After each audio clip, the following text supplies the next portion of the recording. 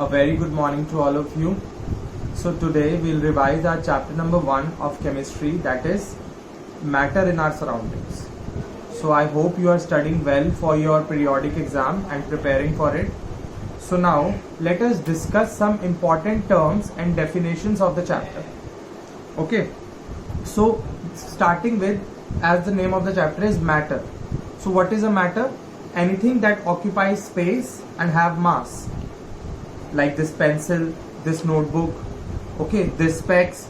Anything that occupies space and have mass is known as a matter, and it can be felt by any of our 5 sense organs. Means we can feel it, like air. Air also comes under the category of matter, okay, and we cannot see it, but we can feel it, okay. So now matters is made up of very tiny particles that cannot be seen with naked eye. So there are some properties of matter, okay, we have discussed while doing the chapter. The first property is the particles of matter have space between them, means there is space between them. The next is that the particle of matter is continuously moving, they are continuously moving. And the third one is they are held together, they have forces of attraction between them. Like this is a pencil, so this pencil, the particles of this pencil are holding each other by a force of attraction. So that is why they have forces of attraction between them. So let us do one activity. You can see this is turmeric, okay, this is turmeric. Turmeric means haldi. So when I put this in water, can you see, and I dissolve it,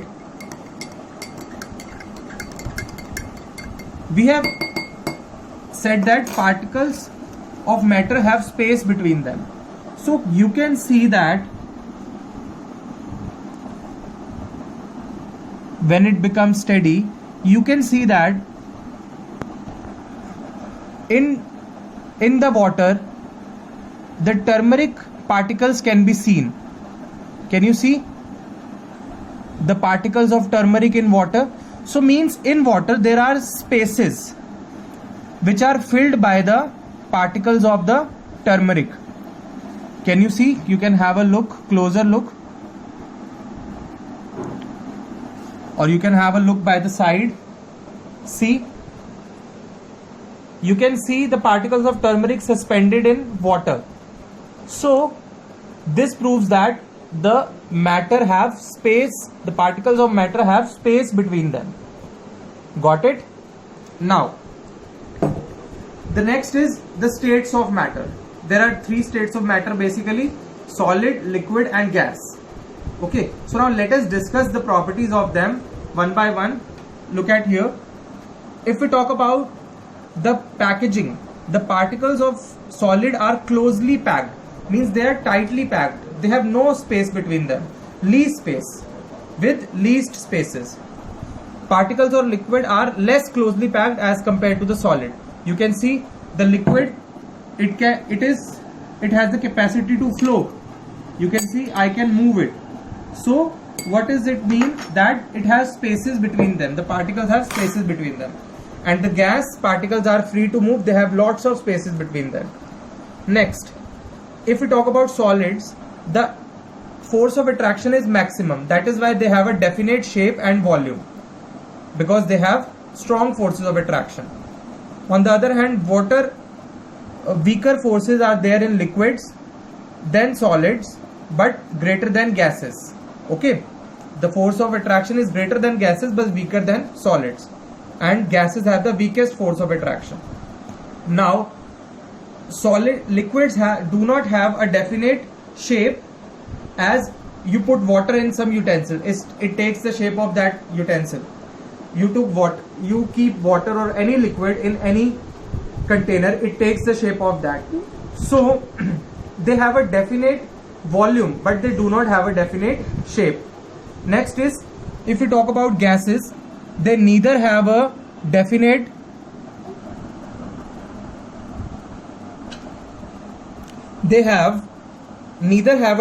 shape nor a definite volume if we talk about the gases.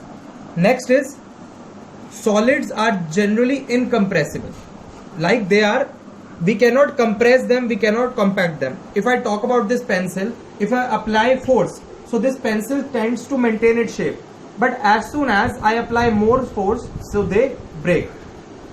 Now what about liquids? Liquid are also incompressible, but gases are highly compressible. Gases are highly compressible. You can see compressed natural gas CNG or LPG in cylinders can be put down.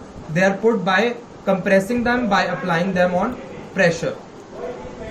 Next is solids possess rigidity, means they have rigid solid structures.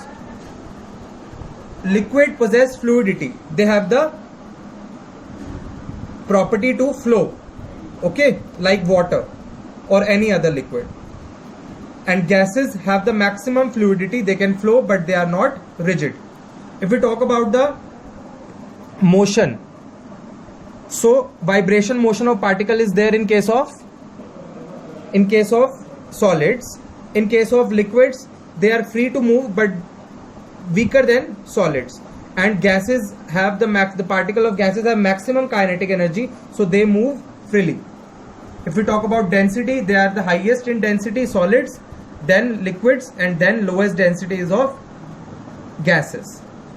Solids do not show diffusion, liquids show diffusion, and gases show the diffusion, means intermixing of the particles to the maximum.